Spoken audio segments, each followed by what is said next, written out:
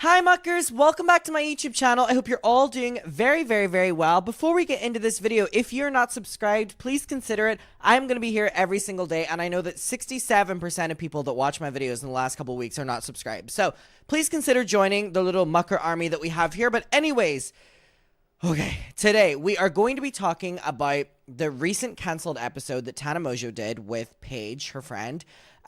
Basically, Paige has replaced Brooke for this one-off episode, which is what we can assume because Tana has been liking a bunch of comments, basically implying that Brooke will be back in the next few weeks. But at the end of the podcast, I saw that. Thank you to the Spill the Tea with Me page. I absolutely adore them. They are the most on ball. TikTok, YouTube, like Twitter, like Instagram, like they are on it when they cover stuff. So I totally recommend going and following them. It is at Spill the Tea with Me, or Spill Some Tea with Me. Sorry, Spill Some Tea with Me 1. But anyways, before I get into what they're talking about, which is basically the future of the podcast, I want to bring some attention to this. Now, Tana and Brooke are going on tour in basically less than a month. In less than a month, they're going on tour, and someone close to you has tickets. Me. I have tickets for the New York show on the 19th, and truth be told, obviously I'm not going to go anymore. But I just really want to know what you think is going to happen with this tour, because obviously for them to cancel it means they're going to lose a lot of money, but also it's like really hot in the heels of everything going on to like immediately go on tour. That's like the only comparison I can make is whenever, the evil woman always makes her way into these videos. But remember when Colleen last summer was still going on tour and her shows were getting gradually worse because she was so anxious about whether people in the crowd were going to know if she was like canceled or whatever. I just think the vibe is going to be so weird at the show. And also, the show is about the cancel podcast, and they tell all these like vulgar over-the-top stories, and they, expose people and they talk shit, and it's basically like this unfiltered show. But with what we're going to watch in a second, Tana is basically saying that they want to pull back on that, which is actually their entire podcast, the context of it, which is, shit talking and, like the night out, debrief, that kind of vibe. I'm not saying that it's a nasty podcast in any way, but I'm saying it's like a shit talking podcast, like a casual with your friends, like talking no filter. And I really enjoy the podcast, but that's the full vibe of the tour. And I just don't know how it's going to coexist with what we're going to watch. So look at this. They have shows from September 13th until October 19th. They have 1, 2, 3, 4, 5, 6, 7, 8, 9, 10, 11, a lot of shows basically. And most of the shows are sold out. Let me look at this one, for example. Oh, wait. I'm lying. You can still buy tickets to it. Best available. Can I still buy tickets to it? Hello? Okay, there is still tickets. And VIP is available as well. Okay, so maybe not. I did look at some. Oh, yeah. Okay, some of them are sold out. But anyways, the tour was really successful. It was the big thing that started the Cody Co. allegations again. Remember, that's when Tana announced that during a part of the show. So again, I don't really know how the podcast is going to exist in a world in which they're describing right now. And especially the tour. Anyways, so let's get to it. That I've also been seeing circulating on the internet right now that I want to touch on, okay? I want to touch on the mean girl allegations. Let's touch on it. Okay? I've been seeing So that's Paige. of people now in the past couple days hopping on this bandwagon of I've never liked canceled. They were just mean girls. That they're so mean. And I just want to give my thoughts on that, I guess, really quickly. Yeah. Okay. I think that everything happening online right now has been a really big wake-up call for me that this podcast was just number 2 in the world last week. I do think this platform is meant for so much more than what it has been. Like, I hate that it took all of this for me to even be having these thoughts. And I'm kicking myself in the ass for it. But it's like, I guess when something's working and people are asking for more of it, like, you can get comfortable in those patterns, right? Definitely. You have this giant fucking platform. It is number 2 in the world under Joe Rogan. And all you're ever going to touch on is bad airline experiences and bad LA influencer experiences. Like, obviously when it rains, it pours. We had a million episodes where there were no there was no one we were mad at, right? And you're just talking about whatever, and all of us are just talking about whatever. But then even over the past couple months, I felt like we all had a lot of influencer altercations and interactions that we wanted to bring up on the podcast.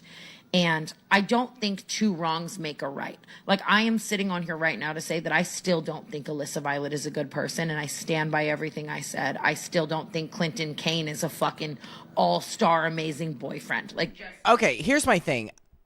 She's basically making the argument here that she's realizing that her platform is so much bigger than what she originally thought, and she wants to take that into consideration moving forward. I think that's a great point. What I will also state is the canceled podcast is number 2 in America, or wherever it is, the world. I would assume America. It's number 2 because it's the canceled podcast. And the canceled podcast is a podcast in which the girls talk shit, and the girls are messy, and they, relate on stories, and they call people out, and they talk about bad experiences they had. And again, it's like this shit talking after a night out debrief with your friends. And that's why it's successful. Nothing I just said was a drag there, because again, I literally have tickets to the upcoming show, which I'm not going to go to anymore, but I enjoy that kind of vibe of like, unfiltered, just like talking shit. It's real. Literally everyone does it. And if you say that you've never talked shit about someone, you're a fucking liar. And that's why the podcast does so well, and it resonates with people around from my age to, Tana's age and even beyond. But like that kind of age bracket of when you're going out every night, you're being messy and you're fighting with people and stuff like that. So I think as well, the conversation going this way of the podcast is being too negative, I'm over here thinking the tour is successful because the tour is also inherently shit talking and, all that kind of stuff. So they've really got to make a choice here. Now, Tana is going to go on to kind of segue the conversation in. They want to talk about more important topics on the podcast, and I think that's great. I think that's important. I also can acknowledge that the podcast is so successful because of the way the podcast is. So my main thing is just like, are they going to cancel this damn tour? Are they going to cancel the canceled tour? I don't think they will, because I think they'll be losing too much money. I genuinely think they'll be losing too much money, and I think that will be the priority here on everyone, the teams, everyone's, behalf.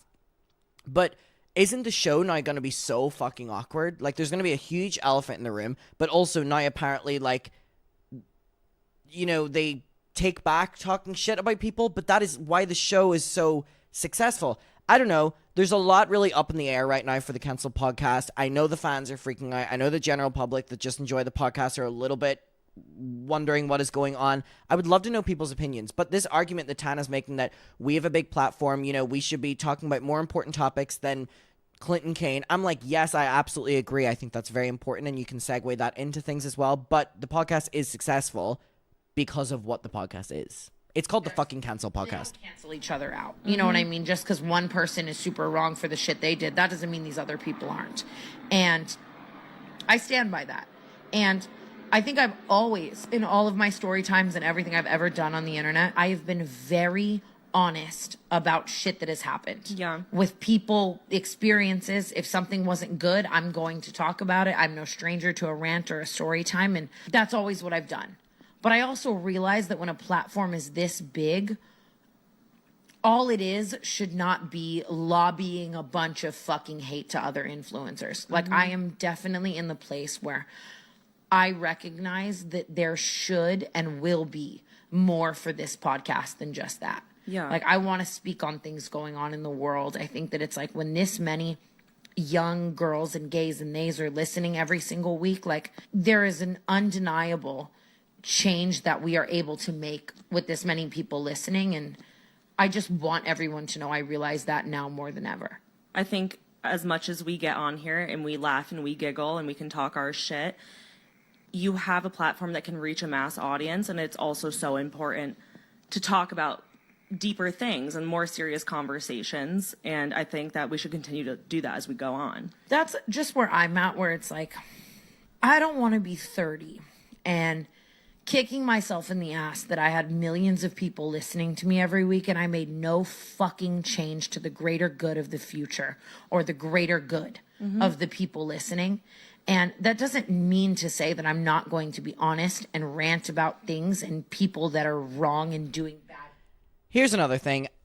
Again, this all sounds great in theory, but this very much so is feeling like when an influencer is in trouble and they say, I now realize my platform and I'm going to use it for good.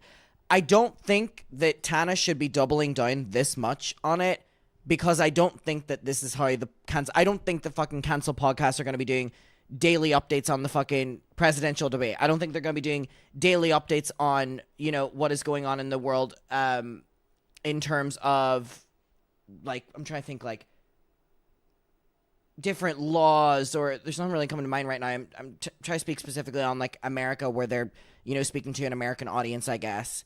You know, it's just, I just think that they're making a mistake doubling down too much on this. I think they're panicking. I think it's very clear that they don't know what to do with the podcast. The podcast was Tana and Brooke. Half of the podcast is now in deep shit. The podcast is literally called Cancelled. It revolves around talking shit that benefits them a lot, but it's not really benefiting them in this moment. I think that if Tana goes too hard on this point about, you know, they've really got to make a difference and all like this, I'm like, you're going to double down too much, and then when you don't do that, people are then going to call you out for that, and it's going to be this vicious circle. I think what she's saying is great in theory, but do I think they'll ever apply it to the Cancelled podcast? Never. Maybe for one episode, maybe Brooke's comeback episode, and then they'll drop it again. I mean, I just don't think it's realistic for them.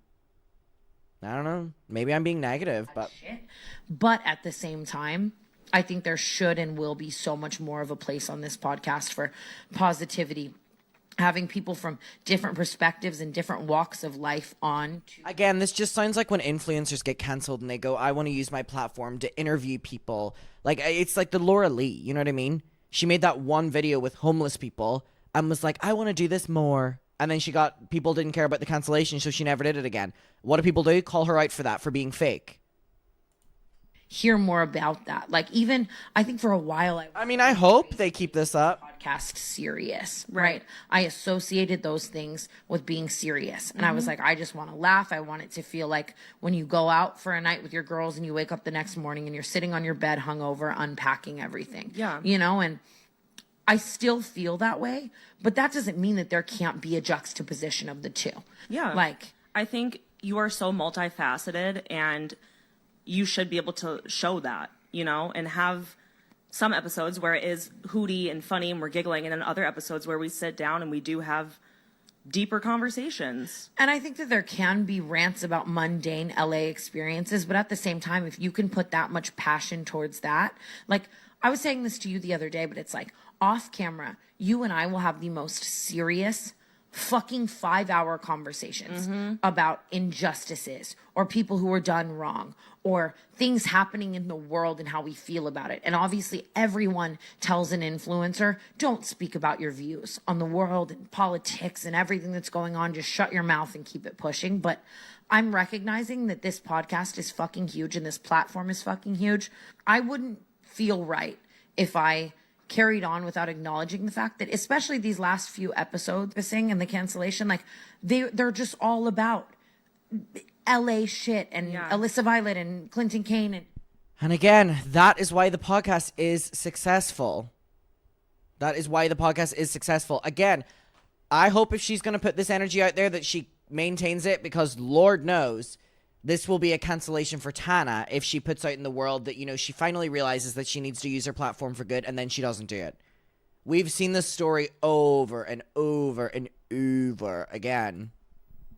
Zach saying and these bad experiences and yada yada. And like, while those things are a part of our life, they are 10% of who I am. And I think that I want to take about that and swallow that pill that this podcast and this platform does need to possess more change and more serious conversations and more positive things. And even just with dating Makoa, it's like I'm dating this person with this extreme positive outlook on everything in the world. And I've seen how much that has changed me off camera. And then I still feel plagued to be this ranting, you know, and it's like, I don't need to always do that. And I recognize that. Granted, I hated Alyssa's TikTok. You know, I thought it wasn't nice what she said about me, and I thought it was hypocritical, and I went on a tangent about that. And if that makes me a mean girl, then you're going to think that and you're not going to like me, and so be it, right? Mm-hmm. But with that being said, at the same time, I do think if that's all I'm doing, how can I really defend myself against a mean girl allegation? And I want this podcast to be more than that. And I hear and I see those videos, and I want to let everyone know that I really am excited for the change of this platform and just the things happening on it. And again, my burning question is, what is the tour going to be like?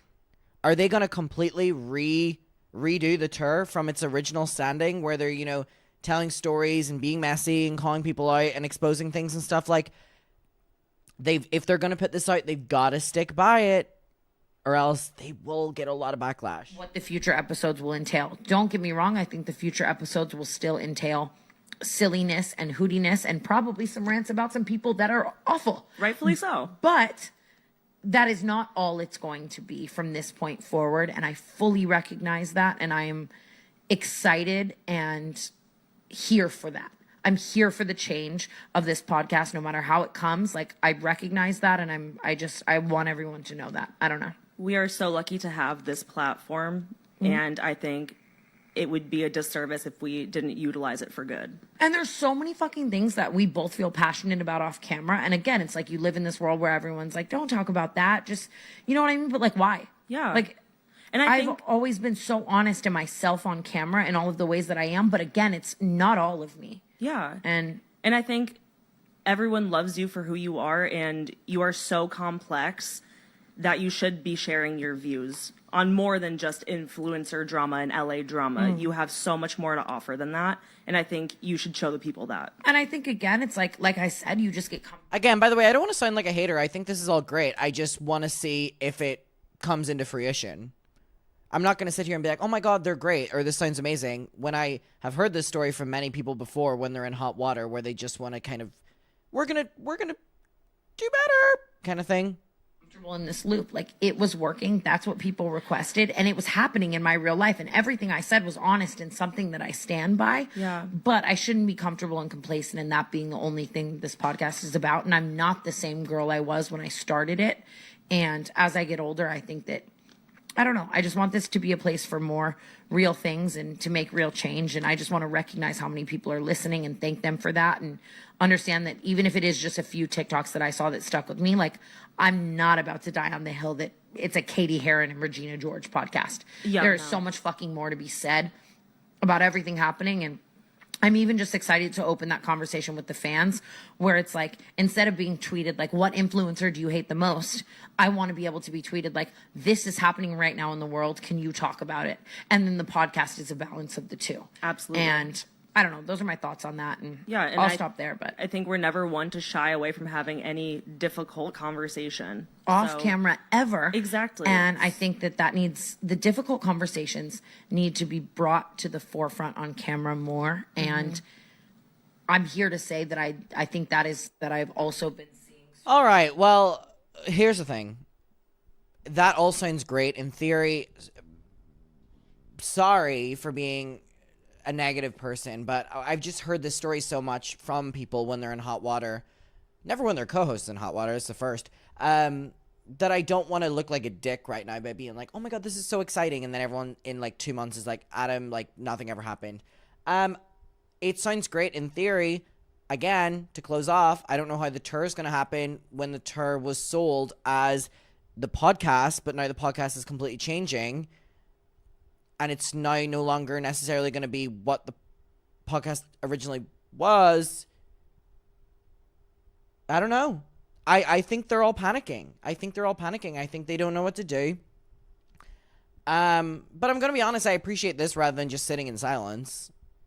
So, let me know your opinion. We'll talk about it down below. And goodbye.